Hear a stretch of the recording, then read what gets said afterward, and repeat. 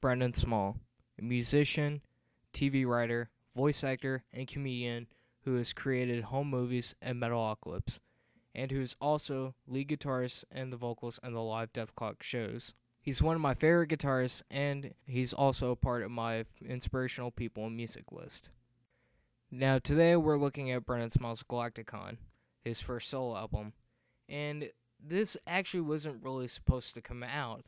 But here's the story. During the writing process, Brendon Small had the studio lined up with Gene Hoglan and Brian Beller ready to work on the second Death Clock album, but there are some legal issues. So in the meantime, he decided to go in the studio with the band and with his own money decided to work on a solo project, which would later become Brendon Small's Galaktikon. The concept of the album was supposed to be like an audio comic book, which all the songs would tell a story in chronological order. So long story short, Death Album 2 comes out, Death Clock goes on another tour, and then Brendon Small goes back to working on Galaktikon. Finally, on the same day as the Season 4 premiere of Metalocalypse, Brendon Small's Galaktikon comes out. So is it a high-stakes intergalactic extreme rock album? The story that the album tells is about the protagonist, Triton, who's trying to get a divorce from his wife, but his wife ends up leaving and gets captured by Beastblade. Now, before Beastblade comes into play, Triton goes to the Laser Witch and is basically asking for help and everything, and the Laser Witch is talking about Beastblade and how he's going to capture his wife and everything.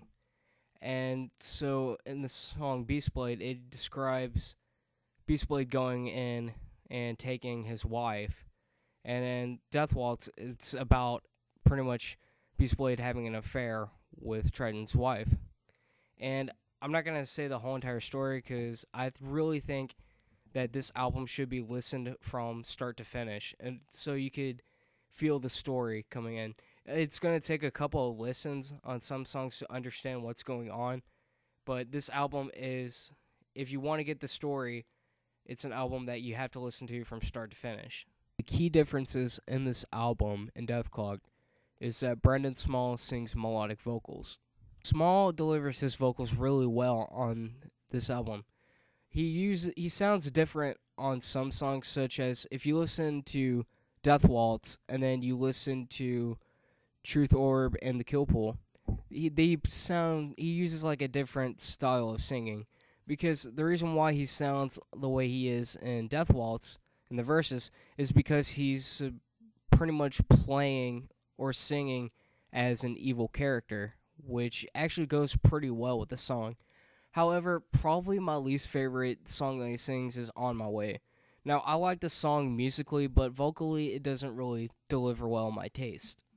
Now, as for the music itself, the rhythm sections are similar to Death Clock, but everything else has pretty much an outer space type of feel in it. And I actually really like that about this album. That's why I love this album so much, is it feels like it's outer space rock pretty much.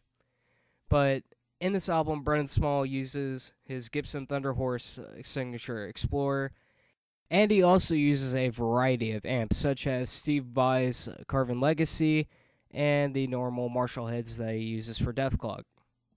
The guitars in this album are really, really well written.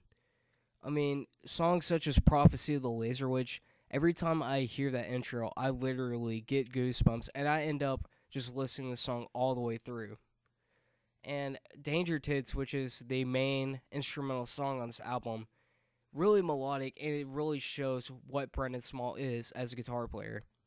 Now, in songs like On My Way, he uses a lot of great lead and rhythm guitar playing in it, such as the main riff of On My Way. He uses a lot of pedaling, and while he's pedaling, he's making little pitch harmonics on every note. It's kind of hard to explain. You really have to watch him play the song in order to understand what I'm talking about. In fact, if you look at Brendon Small's Carvin Legacy interview, he actually plays On My Way, except it's in the key of E rather being in the key of C. I really enjoyed all the tracks in this album, but I have to say the weakest has to be Arena of the Mortal Masters, mainly because it's not a bad song. It's a great like fight type of song, but it just doesn't deliver well as other songs such as Death Waltz or Truth Orb and The Kill Pool. My top three favorite songs on this album in order, starting from number three, it has to be Danger Tits because it has a ridiculous name. It's just a name that's out there and it's really silly. But if you actually listen to the song, it's just freaking outstanding, and it's definitely an homage to guitar players such as Steve Vai. Number two, I have to say it needs to be Death Waltz, mainly because I love the solo on this album, and I also love the vocals. The verse vocals fit the evil character really well. It fits the voice of Beastblade really well, and the chorus is just very, very awesome. I love the chorus. But number one has to be Prophecy of the Laser Witch. Prophecy of the Laser Witch has a cool tap harmonic intro, and the whole song is just powerful. It gives me goosebumps every time I listen to it. My final thoughts on Brendon Small's Galaktikon is great vocals with the exception of a few songs, outstanding guitar playing, great outer space type of feel, and just overall a well-produced album. This album's produced pretty damn well using Brendon Small's own money. I mean, because he didn't go to William Street where Deathclock records to make this record. No, he used his own studio and he used his own money to make this album. And in a way, he does pretty damn well when it comes to this stuff. All I have to say is this album is great for anyone who's trying to listen to something to hold off until October 16th when Death Album 3 comes out. And anyone who just wants something